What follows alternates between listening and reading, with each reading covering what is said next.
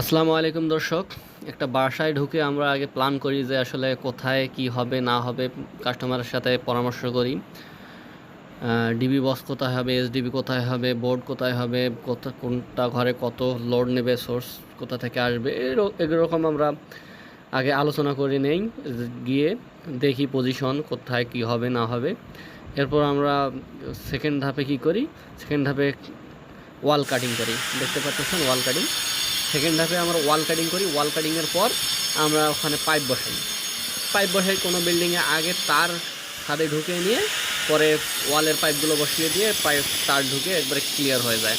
আর কোনো বিল্ডিংয়ে ওয়াল কেটে পাইপ দিয়ে অ্যাটাচ করে দেই ছাদের পাইপের সাথে, পরবর্তীতে আমরা তার ঢুকিয়ে নেই। আমরা দুই পদ্ধতিতেই করে থাকি। যে যেরকম করে চায় তাকে সেরকম করে দেই। আমাদের ভিডিও ভালো লাগলে আপনারা অবশ্যই আমাদের চ্যানেলে সাবস্ক্রাইব করবেন। ধন্যবাদ।